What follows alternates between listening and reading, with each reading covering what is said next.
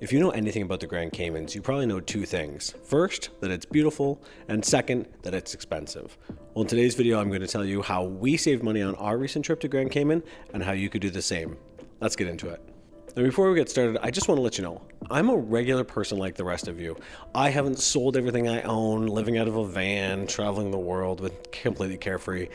I have a 9-to-5 job, work every Monday through Friday, and try to squeeze every last ounce out of every one of those vacation days, every one of those holidays. So that's where points come into my life. This helps me get the most out of every one of those vacation days and travel as much as possible, and that's what I'm here to show you. So now that you know we're the same people, let's really get into the video. So on a vacation, you only have so much time. So if you're like us, you're not looking to waste time taking a shuttle to and from an airport or parking way off site. So lately, because again, we have limited travel time, we only have so many vacation days and you want to get the most out of them, we have been parking at Pearson, using Pearson parking, the official Pearson parking.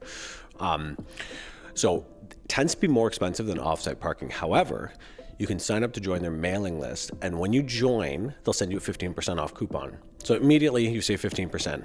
Then they routinely send out discount codes for, like everybody else does at sale times and, Boxing Day and Valentine's Day and whatever. There's always promotions to send out. So we always make sure that if we're going to have a trip planned, we look out for those. We either sign up like we did on this recent trip, or we just keep an eye out for a promo code and we make sure we book when one of those promo codes are in place.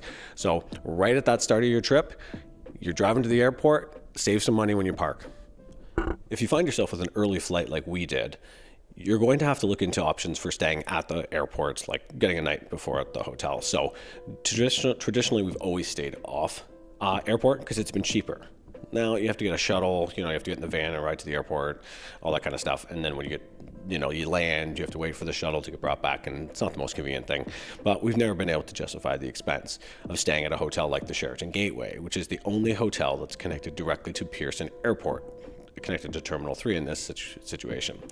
Because we have the Marriott Bonvoy card from American Express, every year on the anniversary date, you get a free annual night certificate worth up to 35,000 points. And it just so happens that that's enough points to cover a night at the Sheraton Gateway, which would usually cost around $400 a night. We would never spend $400 a night to park at a hotel, just as, for the night before our flight. But because we hold the American Express Bonvoy card, which if you'd like to learn more about this card, there's a card on the top up here, so you can watch my video about this. And if after learning about the card, if you've decided that you want it, I have a link in the description below to my referral link. This gets you some bonus welcome points, and it also helps support the channel. But we never would have paid $400 a night for a Sheraton hotel, but because of our free night certificate, we got to go. So that was a $400 savings, and super convenient. You wake up, grab your bags, go down the elevator. It's like a 2-minute walk, and you're in the airport. It's amazing. Highly recommend it, but really only if you have the Marriott Bonvoy card. So you leave your Sheraton hotel and you're heading to the airport, just that couple-minute walk into the lounge, or to the terminal, and now you're hungry. You need breakfast, or you need lunch, or you just need some snacks, or you just want somewhere nice to hang out. Well, thanks to the Scotia Passport Visa Infinity card, you're able to access lounges through their Visa Companion Pass. Now, there's a number of different lounge access programs out there. I won't get into that in this video, but here's the money-saving tip. A lounge is going to let you go in and not only, again, be more comfortable, but you can have breakfast, lunch, or dinner, depending on the time of day. But what we also do is we grab any snacks we can find, bags of chips, yogurt cups, muffins, cookies, any of that kind of stuff that's to go, and we stick it in our carry-on bag.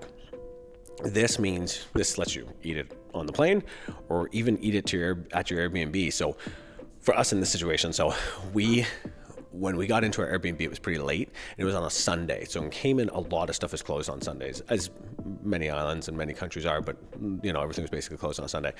So when we got to the hotel, to the Airbnb, we didn't have any food, or we wouldn't have any food.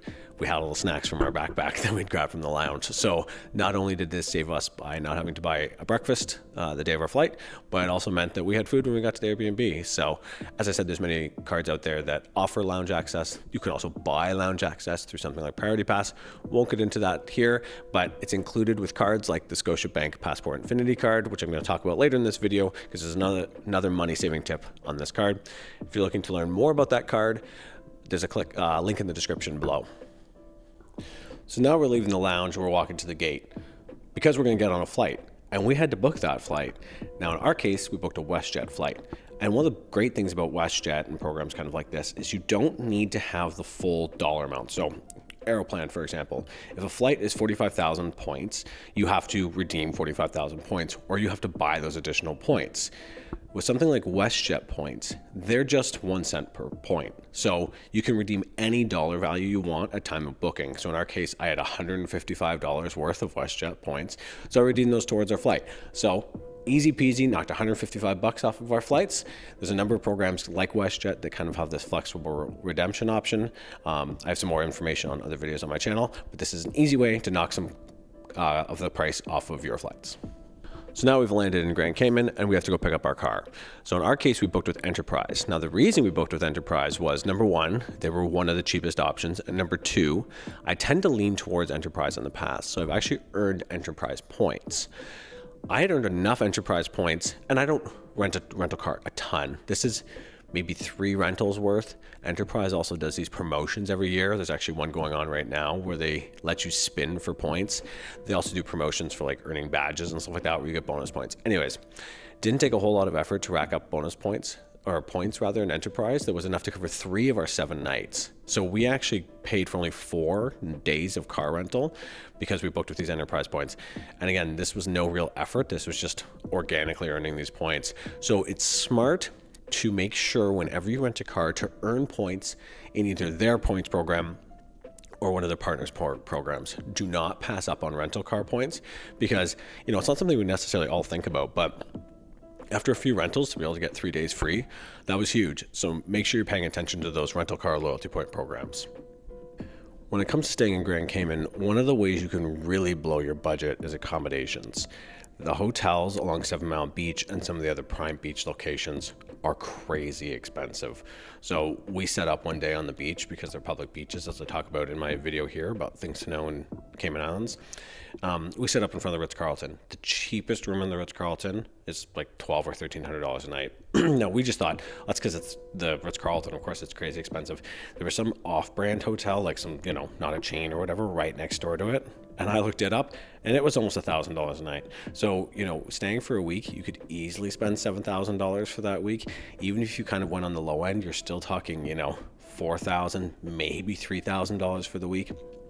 And then you're obviously getting, you know, much less of a product. We stayed at an Airbnb, as many people would. We highly recommend Airbnbs. Also because you have a kitchen in Airbnbs and you can make food, which is another great budget saving tip. So the Airbnb we picked was in a residential area. Since we had a car, that wasn't a problem. And for our entire week, it was $1,200. So 1 night at the Ritz or 7 nights at an Airbnb that had 2 bedrooms, bathroom, full kitchen, laundry services, all that kind of stuff. So stay at an Airbnb on an island like Grand Cayman. Like, really pay attention to the size of the place you're visiting. If it's not a very big island, not a very big country where you can really, you know, you're a 20-minute drive to anything, we don't pay a premium for location because that's what we have the rental car for. You know, the money we saved on the accommodations basically, you know, paid for it. Our entire trip was less than the accommodations would have cost at a hotel on the beach. So to us, this was a no-brainer. We highly recommend doing an Airbnb. As I mentioned, Airbnbs have great money-saving features like a kitchen where you can make your own meals, make your own breakfast and lunch so that you don't have to order that stuff out. Another huge tip and way we saved money was ensuring that the Airbnb we booked had beach amenities. In our case, our Airbnb had beach chairs, a cooler, and a beach umbrella. That meant that we didn't have to rent anything when we went to the beaches.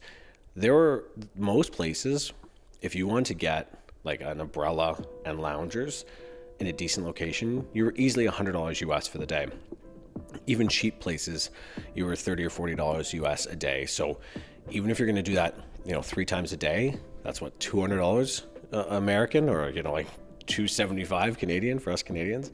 So this is a huge savings. Pick an Airbnb that has those beach amenities. If you're not sure, message in advance if it doesn't say it in the listing. This Airbnb that we stayed at actually originally did not have an umbrella. We messaged them in advance and asked if they had one. They said no, but that they would get one. So when we got there, they had a beach umbrella for us, which was amazing. So don't be afraid to ask, but make sure you book an Airbnb that has these beach amenities. I mentioned earlier that there's another perk to the Scotiabank Passport Visa Infinity card. Now, this is not the only Canadian credit card that offers this, but it's one of the best. it has no foreign exchange fee. So what this means is that if a card does not have this feature, if it charges foreign exchange fees, it adds 2.5%. Think of it as like a convenience fee anytime you're converting currencies. So the Passport Visa Infinity is a Canadian dollar card, right? So if you make a purchase in American, in Caymanian, in euros, in pounds, in francs, in whatever, it does the exchange rate over to Canadian and adds a 2.5% fee if the card is not like the Scotia card. So that's an extra 2.5% every time you make a purchase in a foreign country. The Passport Visa Infinity card does not do that. It is a no foreign exchange fee card. So you're going to, carrying this card, you'll get the airport lounge access, plus you're going to save 2.5%. Plus this card has fantastic rental car insurance. I have another video on my channel that talks kind of about a little more detail about rental car insurance, but the rental car insurance is very strong on this card. So for me, this card gives you lounge access, no foreign exchange fee, and car rentals. It is a fantastic travel card. All three of those perks are travel, plus eSIM Plus points are extremely valuable. I have a video right here, link up there, all about the eSIM Plus program and how I think it's the most underrated travel program in Canada. So make sure to check that out. Now, I don't know about you, but I could not go a week without having data on my phone. It would just be impossible. Now, maybe you have fallen, victim to your home carrier. My home carrier is Rogers. Maybe you've fallen victim to using their roam away from home, roam wherever you go, whatever plans. They're usually like 15 or 20 bucks a day to have access to your normal levels of service when you're in another country. That is insane. Instead, you should look at getting an eSIM. Now, there's a number of eSIM companies out there. My favorite is Saily. I have a link in the description below. If you click that link, you'll get 5% discount on any of the packages you purchase. It also helps support the channel, so thank you in advance. But Saily or any other of these eSIM companies, just make sure you read reviews and that they're reputable. You're going to spend 10 or 15 bucks for the week, as opposed to $10 or $15 a day. So again, between, if there's two of you, my wife and I both did the eSIM, that was like $150 savings. And you really don't notice the difference. The eSIM performance is fantastic. You get all your normal data access, and it's really great. It's a no-brainer if you're traveling to another country. Just make sure that whatever provider you're going with, that you check in advance that they have service in the country. One of the great things about Saily is you only have to install your eSIM once, and then basically it just ties to your account. So you don't have to load a new eSIM in each time you go to a new destination. You essentially just add a destination, a country of service, to your existing eSIM. So it's really easy, very user-friendly, much easier than other eSIMs I've used before. So again, make sure to check out Saily. Well, there you have it. That's all the ways in which we saved money on our most recent trip to Grand Cayman. Now, you'll notice a lot of these tips aren't specific just to Grand Cayman. You could do this at any country, any Caribbean island, anytime you travel. These are money-saving tips that work no matter where you go. And just so you know, my thumbnail is not BS. I actually sat down and did the math, and we actually did ballpark save $4,000 on this trip by making the choices that I mentioned in this video, and by saving money every step of the way. See, that's the key to being able to travel for an affordable price. We saved on our parking, we saved on our hotel, we saved on our flights, we saved on food, we saved on our car, we saved on exchange rates, we saved on our data fees for our phone. And that's how you really do travel more or travel better. It's not just free business class flight, right? This is about finding ways to save money each step of the way, and suddenly you can travel 5 times a year for what it would have cost you to travel 3 times a year. That's how you travel for more, and that's the purpose of this channel. If you enjoyed this video, hit the like and subscribe button.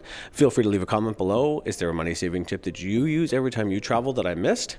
Do you disagree with anything on my list? I'd love to hear from you. Until next time, safe travels.